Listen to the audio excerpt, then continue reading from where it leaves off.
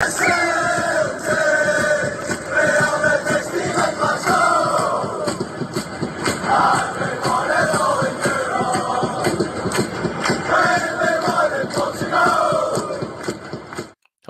good evening everybody and welcome back to Celtic World Order podcast. I'm Steve O'Matt with the hat and I'm joined by the OG, my bearded brother, Paddy Boy, also on the hat, trying to steal my thing. How you doing, mate? All good, brother. All good. Nice quiet day today, relaxing, getting ready for the carnage of the weekend. Well, that's it. It's the calm before the storm because there's a massive game, a huge game. There's a game that could be a double. It could be an exclamation mark on the season. It could be a stark reminder to our rivals that there's only one team in Glasgow. And we'll get right into that and cover it all. But before we do, the wee bit of housekeeping, we're bored of it, you're bored of it, but we must do it.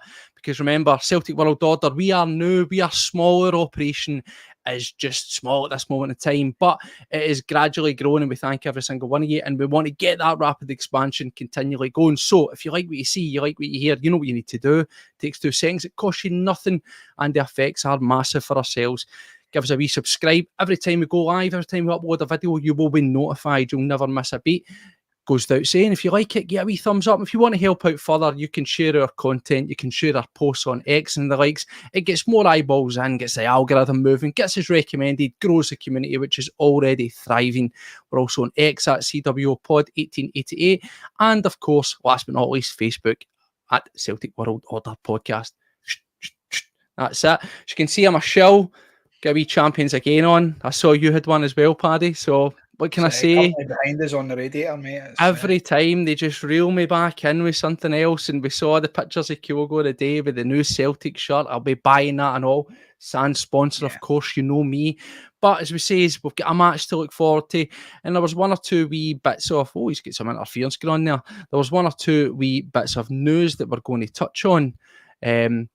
Paddy, you still there? Just want to double check, my friend. Still there, I don't know. Still there. That's fine. It doesn't matter. So listen, Paddy's a good looking guy and all that, but all we need is your opinion, and that's all that matters. You get those technical gremlins of the camera sorted if need be, but if not, your voice will suffice.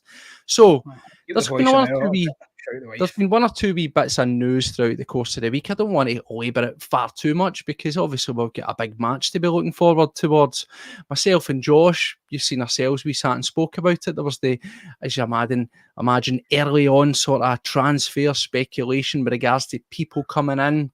We looked at the options with regards to potentially replacing Joe Hart, but there's a few other ones as well, Paddy, that have came up with regards to us getting in players in other positions that we're looking at. And firstly, just because it was there mentioned before, with regards to Colin Castiles, I believe when we were talking, that was somebody that sort of tickled your fancy. Now, there's obviously been a wee bit of movement there, and it appears that the Saudi Arabian clubs are involved and they're maybe wanting to wheel him over there.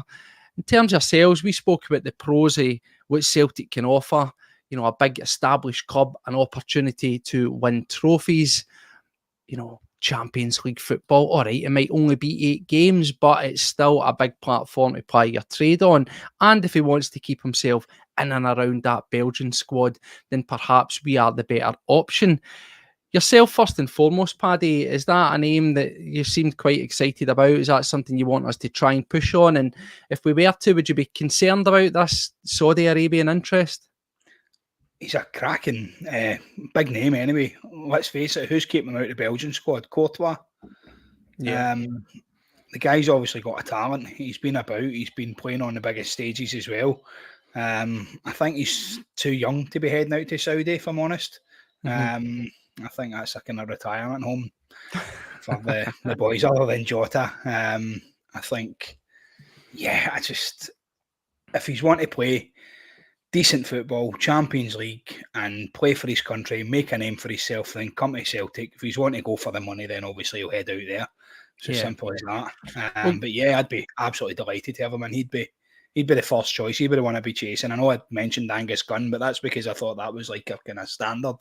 I'm kind of sitting here going, right, wait a minute, maybe I should be looking outside the box here. Set your targets higher, Paddy. Always, shoot for the stars. And maybe not as high as what some of the guys have been saying, but yeah, Casillas will do it for me. He's Well, the thing is, I met up today where Josh, we went into the Celtic bar with a wee gab, an in-person catch-up and a wee pint, and we had a discussion. We were talking around it. There was a few interesting things. Obviously, we're on tonight. I thought, why not? Let's talk this with Paddy as well.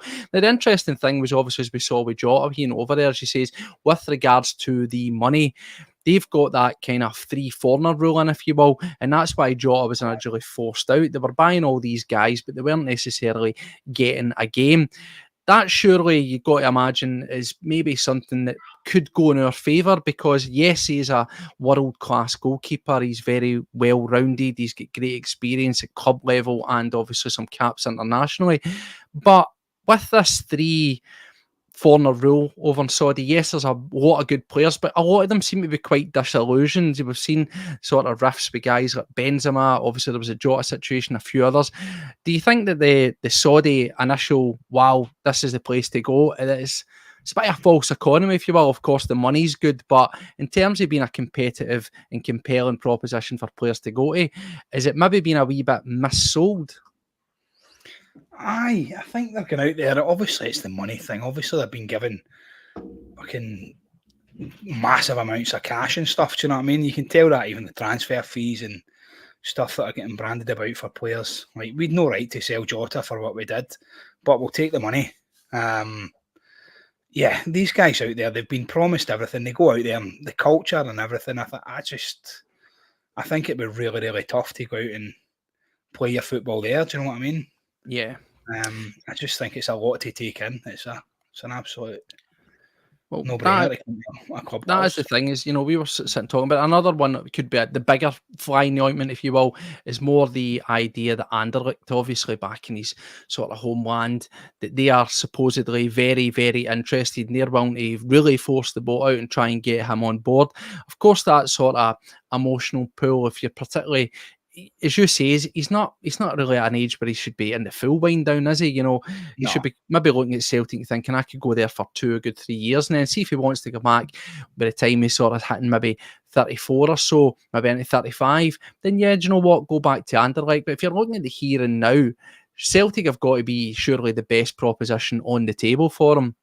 Oh, I would say so. Yeah. I mean, definitely. do you think that is an issue? Do you think that, as we've seen, players can, particularly when they're looking for another move and maybe settling down. Joe Hart rolled the dice. He took the gamble. Paddy's off at the moment. So, he took the gamble. He came away and he tried to get himself up to Celtic, and it paid off for him. And, once he got to Celtic, he truly bought into what was happening there.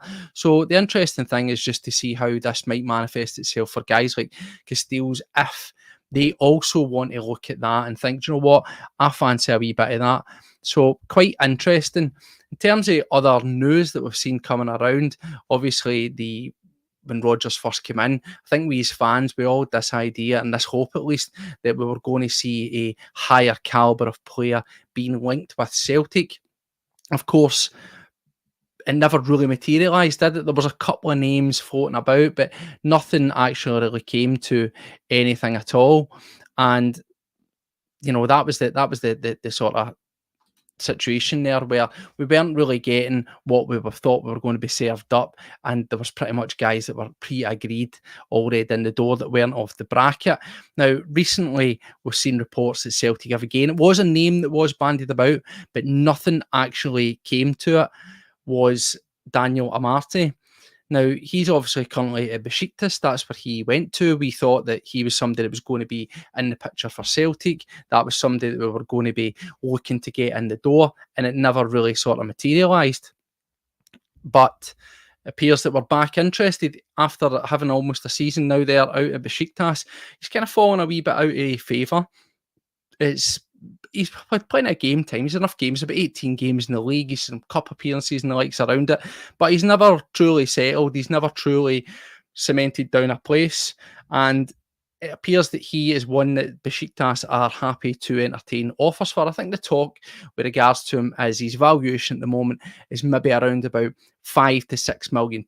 Now, for Celtic, in terms of Celtic and where we find ourselves financially, or where we will find ourselves financially, I think that's definitely a player that we should be looking at, someone of interest. He's a centre back first and foremost. That is a position with obviously the question marks over Nawrocki there. He's not really impressed so much. We've also had Lagerbielke, who's pretty much, he will go out the door, let's be honest here. The manager had made the decision. He was willing to allow him to go, but he decided last minute, potential for cover. We kept him and then we never saw him again. So I think it's safe to say that Lagerbielke will be getting moved on. There's question marks over Welsh, obviously, because there's interest there supposedly from American league teams. Of course, he has that injury. How much that's going to hinder any potential move remains to be seen. But getting in a solid, experienced centre-back in the style of Daniel Amartey, for me, is definitely the high quality that we should be looking at. You only need to look at his CV. He's got 282 senior caps, 52 caps for Ghana, so he's plenty of experience there as well. Premier League experience, Europa League, Premier League, Conference, Turkish Super League. He has been playing at a top level. So undoubtedly that's something that we should be looking at. The interesting thing I think about him as well is firstly, his age is 29, so he's very much at a prime period to get him, particularly if he's someone that's fallen out of favour, similar to as we saw with Sinclair. You get him in, and as I said earlier, I said in previous podcasts, there's always a place at Celtic for people who are essentially just think of him as a running bill. Whether they set the header alight after 1 or 2 seasons and somebody wants to buy them, then perhaps great. But if they don't, you pay them and you will be rewarded by what they do when they're at you and when they're on the pitch. He's also very versatile as well. He can also cover in at right back, and he can also do that kind of Awata enforcing role in the midfield should we need it. Now, I know some people don't like the idea of a utility player, but no one's saying he is a utility player. Nobody's saying that. And the one thing I would say about him is unlike utility players, quote unquote, that we've seen before, your Charlie Mulgrews, or the infamous, as you'll all remember, Adam Virgo, the utility man, he is of a higher calibre. Daniel Amartey is a cut above, so you're not really going to worry too much. He's not as if you're dropping near Beaton in at centre half in a Champions League qualifier. If you're having to move about a Daniel Amartey for centre to right back, or even in the midfield, you've got a cut above. So for me, he is definitely a player that I think the Celtic should be exploring. I don't know what you people out there watching are thinking. Is that somebody does that sort of tickle your fancy? Is that a name that you would be happy to see Celtic spend that kind of money on? Let me know what you think, and we'll get the comments up as and when they come in. As you see, I think here, obviously a couple in here as well. Yep. We talk about lifestyle and Saudi, but the football, they cannot cut it. Very, very true. And I think that's what a lot of players are starting to find when they go out there. You can go out there and you can work 6 months or more and you can set yourself up for life depending on what you've been paid. But when you break it down, I think the Saudi bubble is busting. There was this promise that it was going to be the finest league with all the best players. Well, in principle, you'll get 3 players maybe per team, but they're not going to be overloaded by it because they can't do it. Similar to what we saw when the Chinese Super League first started up. They're putting a cap on the European and foreign imports into their league for various reasons. So it's going to be a diluted thing down, and I don't think that if any players really want to go out there and be taken sort of seriously, it's more of a retirement home, I think, rather than something for young and upcoming players. Unless you're a young and upcoming player with very little offers and you can't not take that offer. But that's another chat for another day. Of course, another interesting thing that's come up, and another position that we have looked at and we've wanted and we've craved was, of course, the left back position. I was speaking to Josh today. We were out at Parkhead, and as he said the last time he was on, he was there on the final trophy day. He was doing a wee bit of media duties, and he was talking away to Brendan Rodgers. He was talking away to one of them was Greg Taylor, and he asked him pretty much point blank, is there any news on a new contract in it? But it appeared the answer to that was firmly no. Some of you out there might be a sigh of relief. You might be more than happy to hear that Greg Taylor's not been offered a new contract. But I think it's an interesting one with regards to that, because as I've said before, he might not be everybody's cup of tea. He certainly divides the support, to say the least. But in terms of having as a backup, as a squad player, certainly not the solution, or not the solution, but he is an option. And similar to the likes of Ralston, you kind of know what you're getting. You can, by large, put him into cup games, league games, and you will get yourself by quite easily. But we need to level up. We need to be thinking about the Champions League, and it'll be interesting to see what the sort of thinking process there is with the manager, or indeed with the club not approaching him and offering out a new contract. Do they have eyes on maybe bringing up one of the younger guys from the B squad and making a sign on top of that? Or are we maybe indeed looking at buying 2 left backs? Because let's face it, we're not going to be bringing back Alexandro Bernabe anytime soon, are we? Absolutely not. I think there's more chance of hell freezing over than that. But a name that has popped up, you might have seen, was Arakli Azarazov. Easier said than done, that one. Anyway, who is he? He's the left back that's currently at Shakhtar Donetsk. Georgian. He's quite young in age. He's 22 years of age. So again, if we want to look at that potential, buy young, improve them, maybe sell them on, he certainly fits the profile. But playing at Shakhtar, he's previously played at Red Star. He's got 18 senior caps at Georgia. Whether you think Georgia are a good team or not is irrelevant. He's playing for his country. But as well, he has got plenty of experience, 137 senior appearances for his club football, which is not too bad at the age of 22. Yes, people point me to guys that have got far more than that at that age, but it's certainly a profile of player that is the kind of thing that we need to be looking at. Supposed price point for him from Shakhtar Donetsk is about £2.5 to £3 million, which again, I think that's exactly the kind of money that we should be looking at spending. And when you can compare and contrast to what we spent on Alexandro Bernabe, and he turned out to be absolutely pugwash, then you've got to turn around and say, that's probably a wee bit more like it. You know what you're getting. We've seen Shakhtar Donetsk. We've seen how they perform. By all accounts, it's a decent standard of football. European experience there as well, and obviously the international thing. So for me, it's another interesting proposition and something that we should absolutely be 100% exploring. That's the guts of between those two players. That could be the guts of sort of 8 million on 2 players. The manager said for long and hard that we needed 4 to 5 quality players. So that would, for me, be a right good start, because going forward, yes, we do need other options. Of course we do. But certainly at the back, as we've seen this season, it's been defensively that at times we have been weak, and that we've always been getting sort of targeted down that left-hand side. For as good as Scales has been, for as big as a surprise as he's been this season, I think that we do need to improve on him. And, getting in Daniel Amartey to pair off with Carter Vickers, to me, that looks absolutely banging. That looks perfect for what we need. And if you're going to reinforce that again with Arazov at left back, we can't say fair on that. That is a right good start, particularly with them when you look at the potential other options that we may have if we keep around Narotsky. Yes, he's not shown too much here, but he's got to be looked upon as being a far more dependable centre backup. And then, of course, it leaves the question about what are we going to do with the likes of Welsh. But again, these are things that we'll get into as the season comes to a close after the weekend. So we'll look into it as well. I've seen a few folk have mentioned, what about the interest in O'Reilly? Well, we've covered that a few times. There's obviously interest there in him. We know that that's going to be the case. He is probably more than likely going to be the person that I think is most likely to leave Celtic. I would like to try and get a wee bit more time out of him, of course I would, but I think there's always got to be a realistic point where we'll look at players and their time is up, that they're moving on, and you have to make your peace with it. I think, as we saw with the likes of Jota, for example, at the end of the Scottish Cup final last year, and Ange Postecoglou's situation, not to be the old body language expert type of thing, but I'm pretty sure that people will be having a wee look to see how he reacts. We know that big emotional Joe Hart's going to be in floods of tears, but how are guys like O'Reilly going to be reacting? Because there is a few folk there who, Taylor included, these guys could be looking at it and thinking, I'm on the wind down. But that's that. Listen, let's not labour into too much of that sort of side things, because let's get down to business.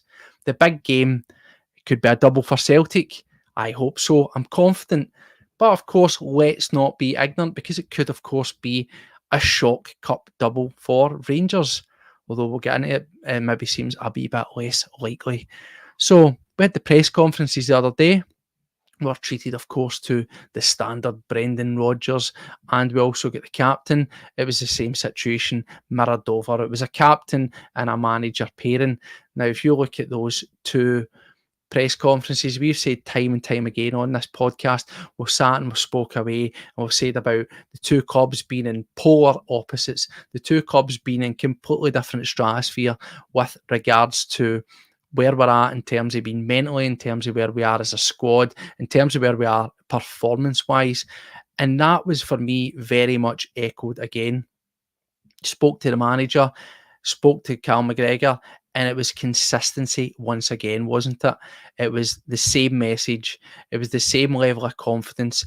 It was all very much chatting about being focused, living in the here and now. And we have one more game. Even when you look at the social media posts of the two different players, you've got guys like Cantwell on one hand. He's putting up celebrations of a nothing game with a draw at the end of a season. And then at the other hand, you've got our guys. Yes, they're celebrating. Yes, they're buoyant. But they always caveat it. At the end, the messages are very much one more game, one final push, something to take care of. The focus is night and day. It's laser focused for Celtic. It's drilled in. It's inbuilt. And I think that's the important thing to concentrate on looking into this game. Our manager, our captain, it was all very much the same message, the consistent message that we know what we've got to do. We're taking nothing for granted, as Roger says, whether it's Rangers or Wraith Rovers. We give everybody the same level of respect. We give them the same amount of preparation. We give them the same amount of focus. If you flip that over and you look at the Clermont and the Taverny press conferences, I do think that there's something amiss there. I do think that there is thunder not in paradise, but thunder on the other end of Glasgow, because their manager was sitting there in a press conference again, almost preempting some excuses, talking about the trials and tribulations of a tough season, talking about injuries, talking about uncertainties over who was going to be available, and then not really wanting to go into it too much. He kind of says he didn't want to give away his squad, but I also think he didn't want to expose the fact that they're maybe running on complete and utter empty. I think the latest news was that they're potentially maybe going to get someone like Balogun back, but Yilmaz, he looks to be out, and a couple of other ones, of course. So they could be running on empty and having to bring in guys from the cold that have been doing nothing. Now, if you've been paying attention, it's amazing how much the revisionism can go, isn't it? Because they're shouting for guys like Raskin, they're shouting for guys like Cantwell, they're wanting to build a team around these guys. And do you know what? See if they want to do that and they want to fire these guys into a game against a fully firing, fully fit, full strength, depth, availability Celtic squad, then you go ahead and you knock yourself out. Because for me, there's only going to be one outcome coming off the back of that. And I think we all know what that is. But what I did find really, really interesting, we're having to look for weaknesses in your opponents. Now, one thing that I've always says is you never should show weakness in the public domain, particularly if you're a manager, particularly if you're a captain. But both our rivals in that press conference, they were talking about changes to the squad. They were talking about people leaving. You know, what is that all about? Talking about folk are going to be moving on and we'll need to get new folk in and all this kind of stuff. It just seems all a very little bit bizarre, does it not? When you've got a cup final round the corner that you're having such conversations, that's surely got to dilute the belief, is it not, a wee bit in the guys that are already in situ, that if you're thinking this isn't good enough, we need to improve that. For me, that was just very, very bizarre. And you also had the way that they were speaking. Captain disappointed was very much talking away, and it was the similar stuff of, oh, we need to try, we need to try and do it for the fans, we need to try and do this, we need to give them something to be cheering about, we need to try and raise to their expectations. It was all very hopeful. Whereas if you look at Cal McGregor, it was very linear. It was very assertive. It was very, this is what we've done. This is what we want to do. This is what we plan to do. Now that sounds to me that sometimes games and matches can be won before a ball's even kicked. And for me, I think listening to the two different camps, that it's pretty clear that where Celtic are at this moment in time is complete and utter miles and miles ahead of where they are. I think they're in a team that are literally turning up and hoping for the puncher's chance, if you will, in a one-off game, that they can land a blow on Celtic. They can land a glove on a Celtic team that up until now, they have really, really struggled to do it. 4 games in the league, 1 point from 12. Celtic get into a 5th game against them, and it could well be the knockout blow. It could be the one that really asserts our dominance. It makes them remember that, you know what, yes, we had our ups and downs in the league, but when it comes down to it, we have the beating of you. And as long as that is the case, you will amount to absolutely nothing. That is what I'm hoping for. That's what I'm expecting getting into this match. Pretty see some of the confident comments that are coming in here. People are thinking they're 4-0, they're thinking 2-0, they're thinking 3-0. The numbers are going there. For me, I think it's going to be quite a comfortable win. I actually think if we look back to the match at Celtic Park where we missed the penalty, that's a sliding door moment. If we convert that penalty, I think at that point we completely kick on. And if you look at the way some of the games have been going, particularly we've been cruising ahead and we've maybe fallen off the pace a wee bit and we've let them into it. Yes, we've found ourselves wobbled perhaps when they've got a bit of foothold in the game. But for me, I don't think that's something that's going to happen.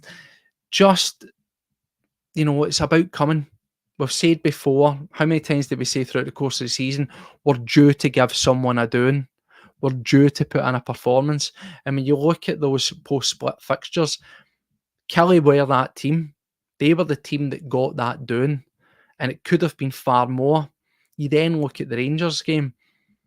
They had numerous saves. Their goalkeeper had numerous saves to make in that game. That could have been that doing. But I just feel that get into this match with the focus, with the attention to detail, with the determination and the drive that this team are showing right at the optimum time, that those half chances are going to be taken. And for me, it could be game over. I think if Celtic were to go 1 or 2-0 up early on in the game, or indeed in the first half, that we will learn from those mistakes, that we will kick on, and it will not happen. It will not be a sort of lightning striking twice where in the past they've managed to get themselves back into it after being 2-0 down. Absolutely not. For me, I think it is 100% going to be firing all cylinders and finally putting them to the sword. That'd be a great end to the season for ourselves, a great send-off perhaps, obviously for Joe Hart and maybe some other guys that are going to be maybe leaving the club there, but also a great body blow to them, their mindset, and also we talk about it all the time, the narrative, because the manager has been getting a free ride up until now, but there will be absolutely nowhere to hide should they lose that cup final. I keep saying it, let's not forget, this was a team that were going to win the treble. This was a team that were going to win the quadruple. It's funny how times change, isn't it? Almost overnight, we revert back to mistakes. Celtic have no excuses. That is the thing. We're kind of damned if we do and damned if we don't, because we are fully confident. We are going as the champions. We're also going as the defending Scottish Cup champions as well. We are the ones that are on the run of form. We are the ones with the available squad. We are the ones that are in the good place. Our own managers coming out and saying we find ourselves in one of the best places we've been in a long, long time. Whereas they're not. They've got their complaints and they've got their excuses lined up. So we're kind of damned if we do and we're damned if we don't. If we deal out a hammering or indeed just a win, well, we were weakened and we'll be back next year and all that kind of stuff. But equally, if we were, God forbid, to lose, obviously I'm hoping that's not going to be the case and I don't expect it to be the case, then the narrative spins, doesn't it? But that's part and parcel, as I say, of being in the position that we are in. That's part and parcel of having been the dominant force in Scottish football for so long, that someone's always going to look to sort of try and detract from you, whether it's in victory or whether it's in a loss. So it's up to us to do our job on the day. Now, we go into the game as well, and there'll be various factors that we've got to look at. In terms of the starting lineup, what do you out there think? Do you think we're going to pretty much... We saw the game against St Mirren, there was a lot of key players rested. We rested Scales, we rested Alistair Johnson, we rested Carter Vickers, Forrest, Maeda. For me, these guys all come straight back in. They come straight in. We go with the exact same lineup as we do against them the last time round.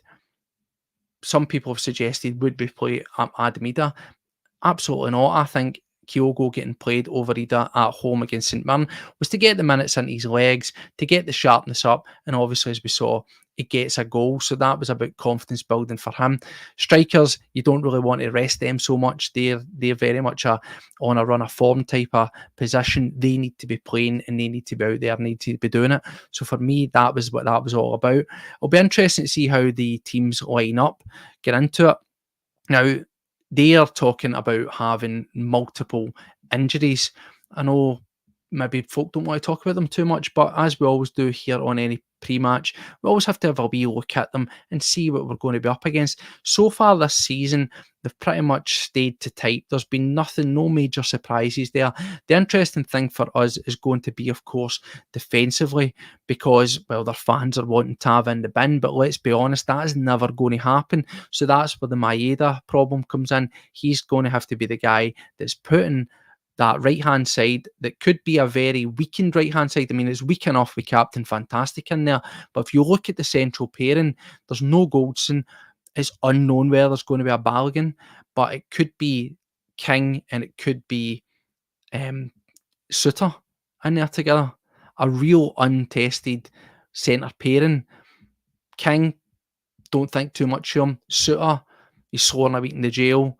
So if you've got an already weakened centre pairing and we're taking purchase on that right-hand side down with Maeda, that could be a real shambles for them. Another interesting thing as well is they've got the injury to Barisic last time that we heard, and Yilmaz was the fallback, but it would appear, if reports are to be believed, that he's also going to be missing. Supposedly he was in tears telling the manager that he was injured and that he would be unavailable. So that again opens up that they could be having a real makeshift 3 out the 4 at the back.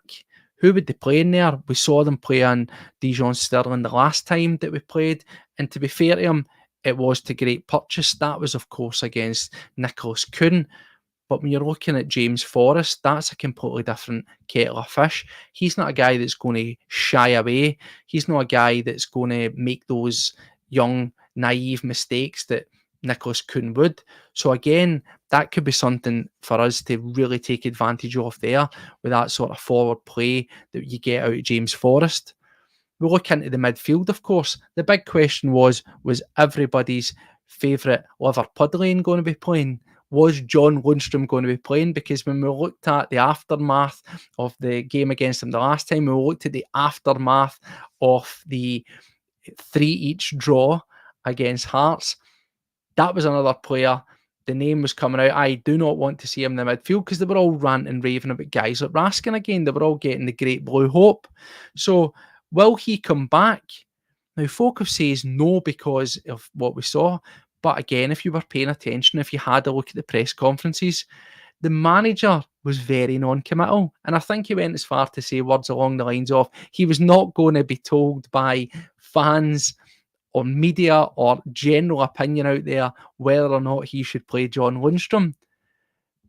I hope he does, because what has he really done against Celtic the past couple of outings? Absolutely nothing. Absolutely nothing. Now, also we know he's a bit of a hothead, and that's going to be playing in the back of his mind. Yes, it's probably, if he does play, it's going to be his last appearance for them. But he's also got at the back of his mind the fact that he had an OG against last game and he gets sent off. And the type of character he is, he doesn't seem smart enough to sort of try to win folk over by not making those same mistakes. And I actually think that he is the same type of guy that will just revert back to type. I think that he's going to be liable to make the exact same mistakes, trying too hard, you could say. And when you look at our midfield and how we're going to line up, it's going to be Cal McGregor doing the controlling, falling deep, pulling the strings. And this is a game where we've seen the best recently out of Matt O'Reilly. He's absolutely kicking on. This could be his swan song. So whether it is or whether it isn't, it's going to be a massive game. And he's the kind of guy that's going to want to come to the fore. He's going to rise to the occasion once again, as far as I'm concerned. If he's thinking at the back of his head, this might be my last game, he's going to want to go out there and give Celtic fans something to remember him by. But equally, if it's not, he's been proving a point. He's been on a run of form, and he's maybe wanting to silence a couple of people who maybe unjustly did not give him the Player of the Season award, not certainly from in-club, but from the player's player, the writers and the likes, that he's got a lot to prove as well and a lot to remind. So I'm expecting a big performance out of him. If you look at who else we might be facing up against, as I say, the names that they are calling for are guys like Nicholas Raskin. Cast your mind back to the last time, if at all, when he actually played against Celtic. Done nothing. So it's probably going to be Diamande. It's probably going to be Lundstrom or Raskin. But they're also talking about wanting to bring in everybody's favourite TikTok merchant, which is Todd Cantwell. Again, cast your mind back. When has he ever truly done anything against the Celtic midfield, or specifically against Cal McGregor? There's too much where he's creating divides with his own off-the-ball nonsense, all this TikToking and things like that, which is surely, again, I'm talking about distractions and messages coming through from press conferences. There's a real negative sense and overtone to everything that they are doing. It's all very much on the wind down. It's all very much talking about ripping it apart and starting again. But you've also got guys like him that are doing all this shushing to his own fans and all this mouthing off, and again, creating more controversy where it doesn't have to be any. These are the guys that I want to be playing. One, because I think their head's full of broken bottles. But at the same time, I also think that they would be almost so desperate to try and make an impact that they're thinking by making an impact, it's about being flary, it's about taking the game and trying to do it all yourself and not thinking of the wider picture. So being so blinkered, being so one central minded way that it's about I need to prove a point, rather than we as a collective team. They're the kind of guys that I want dropped into the Rangers team, because for me, I think we will absolutely steamroll them. I'll go through the teams, I says. I think it's got to be Hart on the final farewell, Scales, CCV, Johnson, although saying that, I wouldn't be adverse to the fact of maybe Ralston playing. I was certainly impressed with him in the St Mirren game. He's got a lot of steel about him, a great hard in the tackle, but he's also got a fantastic delivery. That's something that has been really missing from Johnson's game as of late. So I wouldn't be adverse to Ralston coming in. Goes without saying, we're going to get Greg Taylor, aren't we? It is what it is. The midfield I just discussed there, and it's going to be, of course, Forrest out on the right, Maeda on the left for the chaos, and then we're going to go straight through the middle with Kyogo. It's important for us on the big, expansive Hampden pitch. It's looking actually quite good, that we need to take advantage of those channels. We says they're going to try and come at us. And if they do play guys like Ralston, if they try to play guys like Raskin, if they try to play guys like Cantwell, these are guys that are, well, in their head, they think that they can be ball carriers, they can pick a pass, and that's where they're going to fall out of discipline. Particularly if you put them in amongst a guy like Diamande, who is by himself, trying to do everything, and there's no real discipline. So if you get three guys in the body of midfield that are all sort of doing their own thing, particularly the Raskin and Cantwell, that are trying to carry the ball, all you need to do is be getting that ball off them with the quick press that we do, and before you know it, there's going to be a huge gap in behind. That's where we need to be taking advantage in this game, I feel, and particularly with the potential makeshift defensive unit that's going to be there. That's the kind of thing that Kyogo should be thriving on. We should be finding those passes in behind and trying to run those channels. We also had some really great purchase recently. Again, as I said, when we look back to the Kelly game in particular, it was almost back to the days at Ange Ball. We were getting round the flanks and flashing those quick balls across. We can certainly get those spaces in behind. You know that you're going to get acres of space in behind Tavernier. That goes without saying. The left-hand side, it's very unsure about who we're going to get there. I think if it was somebody like Dijon Sterling, he's going to be a lot deeper, so it might be tougher for Forrest. But again, that's where he can flip it up, and he likes to cut in as well, come in and he runs across the face of the goal. That's maybe the option that we do there. If it's someone else that's playing down at the left back, some random guy that they've just plucked out of thin air, then again, we might look to exploit the width of the game. But as the game goes on and the game rumbles on, we will have, don't forget, some really good options to come off the bench. We've got Idah, great scoring for him. It hasn't, other than the goal at Ibrox, it hasn't really quite worked. We saw in the last game, he had a couple of gilt-edged chances against them. But certainly, if we're wanting to do either one or two things, if we're having to chase the game, mix it up and go a lot more direct, he's a big outlet, isn't he? He's a target man. He's something that we can hit for. But again, we can still look to do that variation and run the channels on, because one thing that we saw, particularly against Kelly, he's very good at holding up the ball. His initial retention of the ball is good. And if he wants to, he can cover the ground and get us up the park as well. So he's a very good Swiss Army knife type tool to have in our utility belt to bring in off the bench if we need to really mix it up and try and take the game to them at a later stage. But equally as well, if they are on the ropes, if they are down by a goal or two or a few, what better than bringing on somebody like Idah to just ruffle you up? We used to say it about Giacomakis, didn't we? That whenever a team were run ragged by our smaller in stature, more zippy, nimble guys, your Kyogos and your Maedas, that you're like, oh God, here we go. Here's this big unit coming on to rough me up. And that in itself can be absolutely huge. But then there's also the other options, of course, sitting around there. And it's, we've got to look at Palmer. He's not everybody's cup of tea. I've said it before, he's certainly not my cup of tea. I think that sometimes his game can be a bit lacking, but he's another guy that maybe that sort of playing at times for himself thing could work, particularly if you're bringing him on against a wounded animal, against a wounded bear. If the Rangers are on the ropes and you've got guys like Kuhn, you've got guys like Palmer coming off the bench, they'll be thinking, right, open season, let's go for it. We can smell blood. And I always feel that way, Nicholas Kuhn for me. We saw the last time he came on against Rangers, he had great purchase inside 2 minutes just by being direct and running and playing onto what I just said there, playing onto those tired legs at the back. So we have real good options there. And I think guys like Kuhn, he thrives more coming into a game when the game's already played out in front of him, and he's just got to add that wee sort of extra sprinkling of magic on top of it. Certainly, it's easier to go into a game when it's already sort of in a positive position and kick on rather than coming on to salvage a game perhaps, or even we've seen them at times just having to do it from the go and get the wheels running. So the options are good. And of course, we'll have Bernardo, we'll have Awata. So if we even need to get sort of a wee bit down and dirty and we need to sort of baron down the hatches and ride the storm, we've got great options there. Awata just gives you that solidity, doesn't he? He gives you that sort of reassurance. He just keeping it basic, not doing anything too mental and just doing the basics well. Of course, Bernardo, completely different player, but he gives you a wee bit more in terms of a good eye for a pass. And at times we've seen can also be decent at getting a shot off. So for me, I'm feeling very, very confident as we look in towards this game. There's nothing there that I've seen in the previous games from either them or in our game that I've been too concerned about. The result against St Mirren, it is what it is. It was massive changes.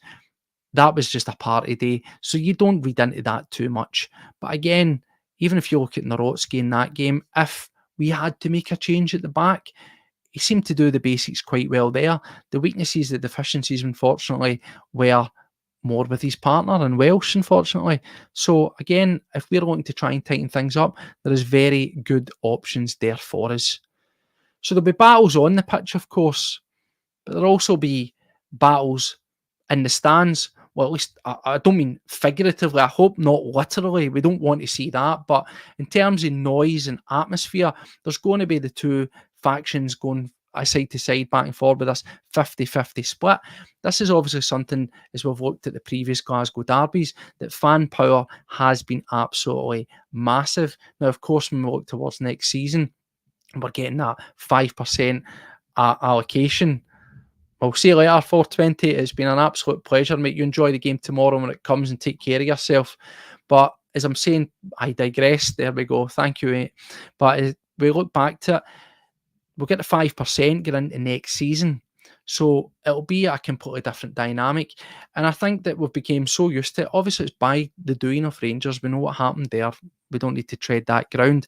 But it'll be interesting, because as much as the crowd can certainly be a massive positive, it can also be a negative. Now, in a 50-50 split in an environment like that, Celtic fans, we have never been one to really get on our team's case. We've never really, hit out with the booing and sort of the huffing and the hawing and all that kind of stuff if things weren't going our way. We've always tried to push the team on as best as we can. The same can't be said, unfortunately, or fortunately, should I say, for the Rangers side of things. And I think that is going to be very, very influential here. We'll look at the games at Ibrox, where when the going was good, the crowd was really on them.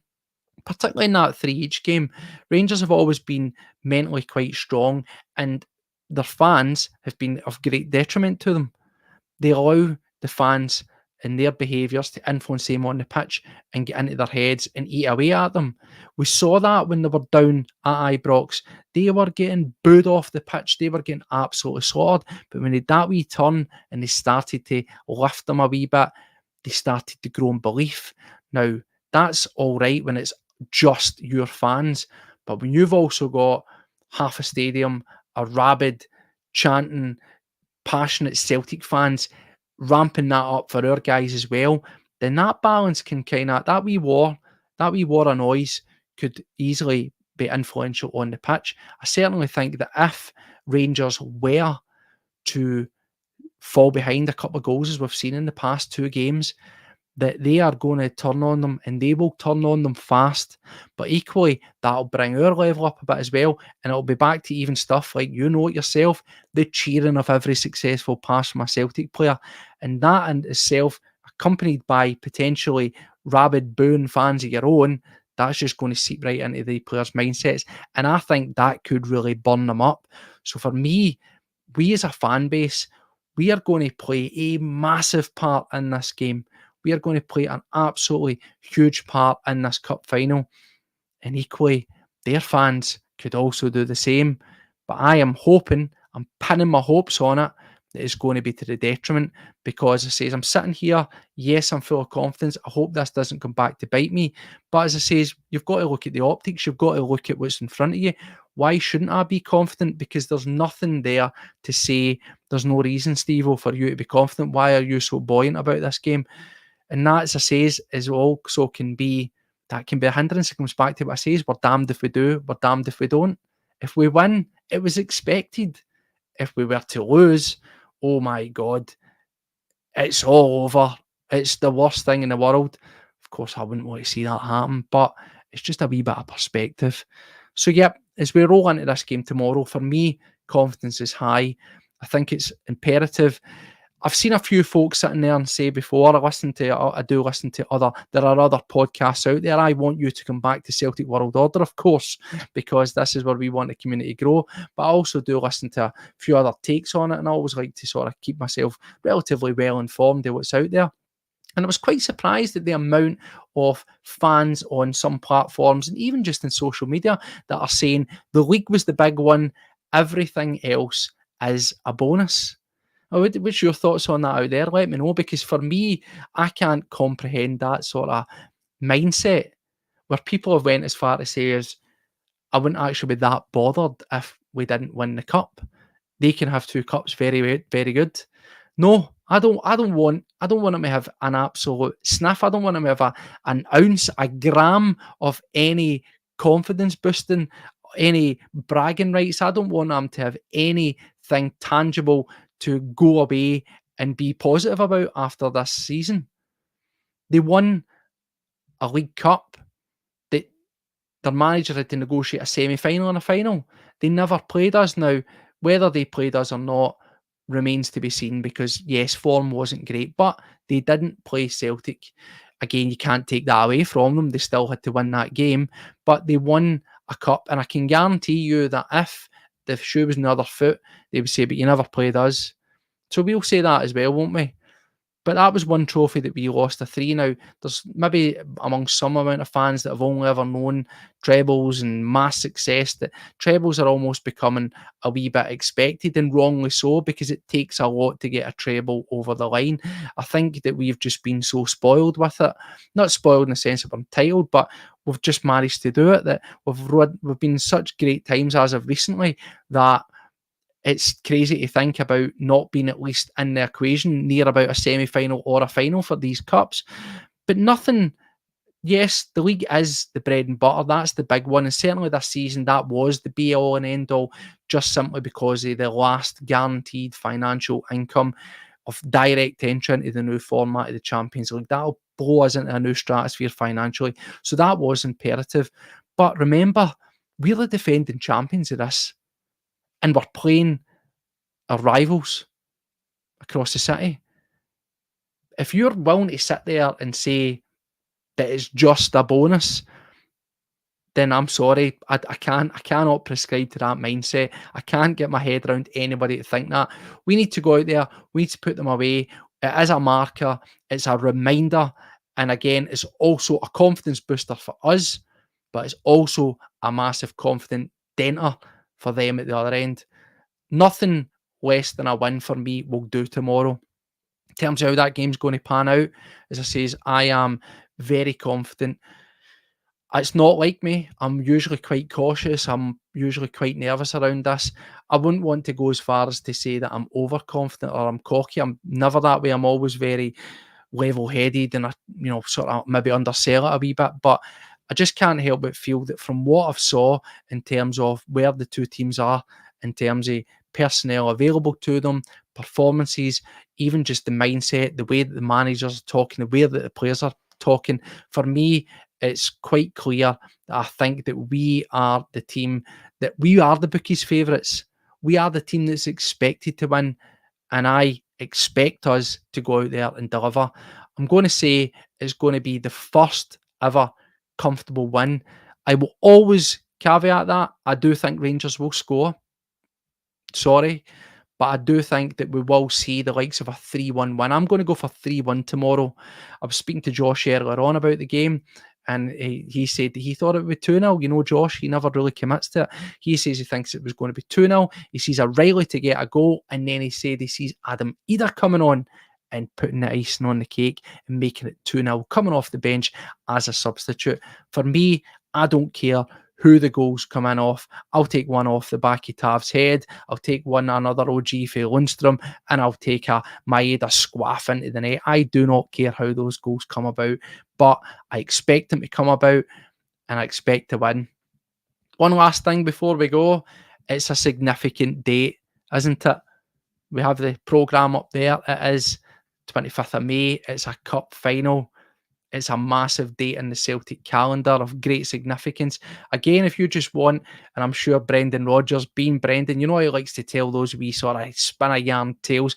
I'm sure he'll have a wee PowerPoint of the Lisbon Lions on for the boys to show them what it all means and to stir up their emotions and get them ready to go. But I think for me, yep, it's a massive day. And what a way to crown off our season on such a significant date than lifting a double. An interesting thing as well, of course, we've seen the campaign, wear the hoops to Hampden. I'll certainly be wearing the hoops to Hampden tomorrow. I'll have on that beautiful anniversary kit. And there's an interesting thing. It doesn't really matter what we wear as long as we win. But it would be nice if we wore that kit, wouldn't it? That would be pretty poetic, wouldn't it, to go out, finish the season in that beautiful anniversary kit and lift a double on the 25th of May 2024. So thank you for everybody for taking the time to join me tonight.